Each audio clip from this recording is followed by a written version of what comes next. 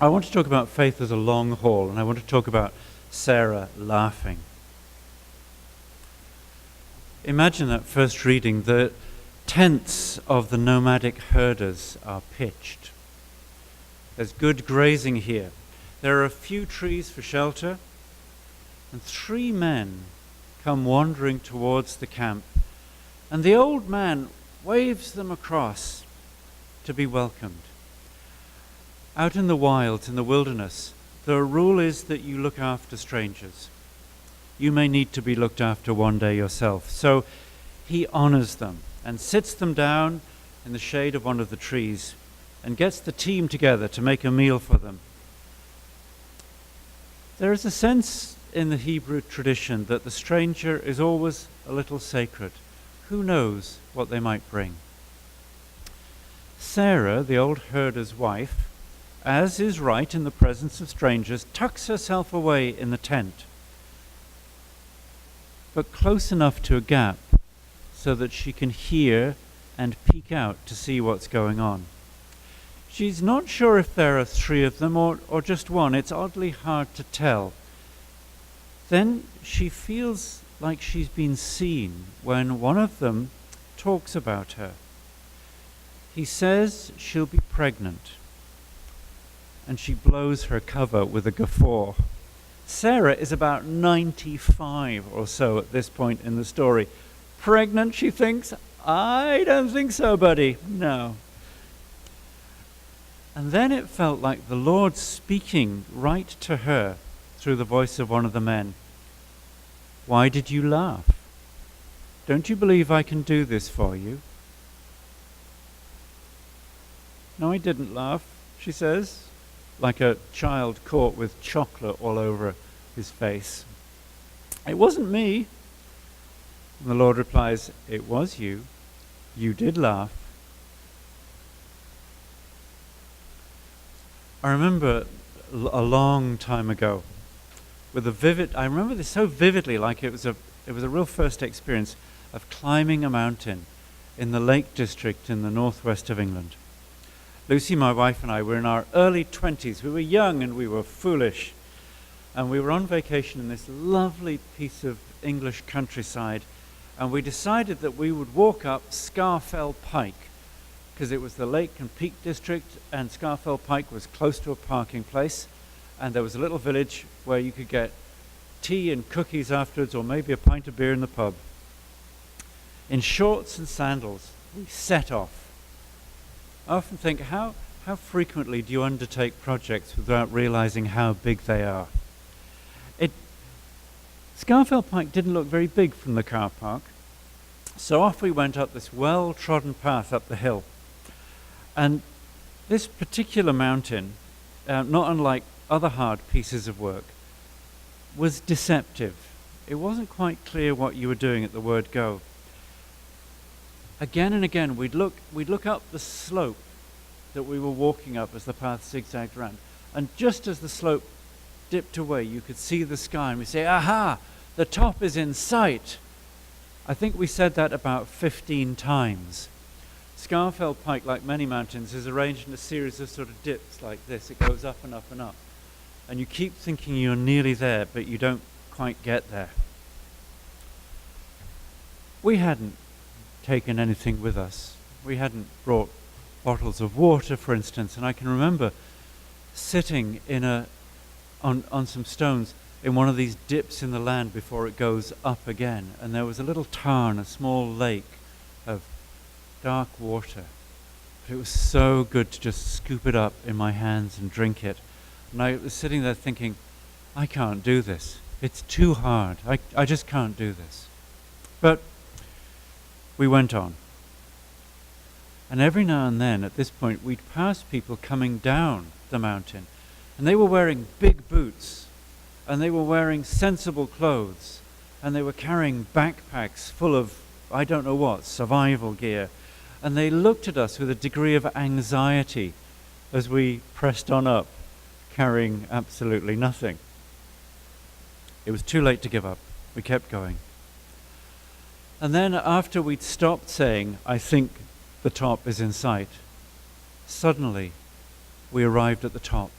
And the top was a flat area. It's just a curve of rock. It wasn't a point. It was flat. You could almost fit this entire congregation up there. And it was amazing to be there. And above us, nothing but sky. And laid out beneath us, this tapestry of lakes and fields and other hills and mountains, roads twisting like narrow ribbons to small villages that looked like they were toys. And above us, this sky, this colossal open sky with weavings of thin clouds in it and scatterings of flocks of birds flying over. It was breathtaking. It was astonishing. It was marvelous.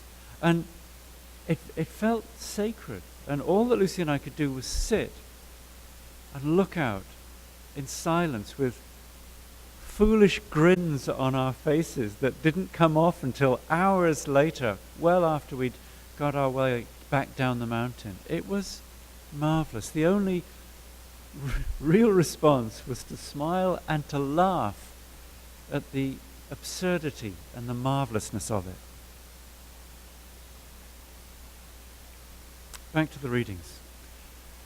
Reading today's Gospels, I found myself a bit worried about the disciples. Jesus sends them off into the towns and villages with what? Well, with nothing. No cell phones, no prepaid Visa card, no food. He says, don't take food. Don't take anything. Just go.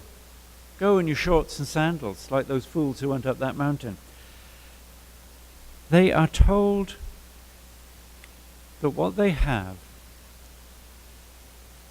is to offer peace, to pray for healing, to offer words of hope and of challenge. They are to be beggars. They are told to expect the worst. Jesus said to them, you can't prepare in advance for this. You have to trust it will work out. What you need will be given to you when you need it, and not a moment earlier. And Paul says the same to the new disciples in the early church. He sort of says, all that you need to know is that you are at peace with God. The rest is just details. Your work will be a hard climb. You will want to give up, and people will try and stop you, but don't fret. God's grace will supply you, and the hope of glory will get you through. Back to Sarah. I've watched my wife, Lucy, go through pregnancy and birth 3 times. She was a young woman, and I cannot imagine how frightening it would be to be pregnant at 90. It must have been terrifying for both Sarah and Abraham. It is in hindsight, after the birth, as she nurses her astonishing son, Sarah says, God has brought laughter for me, and everyone who hears it will laugh with me. I imagine her sitting in the hospital bed in the maternity ward. I know that wasn't where it was, but that's how it was for us, so that's how it's in my head. I imagine her sitting up in bed with about 16 pillows behind her, just with this big grin on her face, with this baby at her breast, astonished and just laughing.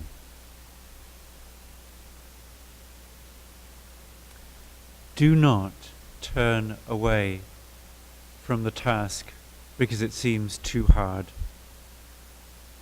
Don't wait for all the problems that you can envisage to be solved before you set off. Do not run away from the darkness, but walk through it because you know there will be a dawn. Do not turn back on a hope or a promise or a decision made in faith. When you laugh in sheer disbelief at what lies before you, keep going and laugh for joy at the good news that it has come true. The path, the way of Christ, rises in folds like a mountain. And you can never quite tell when the end is in sight. But there are places to rest. There is water to drink. There is a community of people who walk this foolish path with you. And you will think, why bother?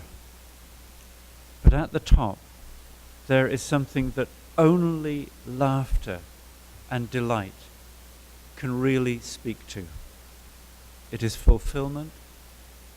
It is the summit. It is the kingdom of heaven. This is your invitation. Keep going. Amen.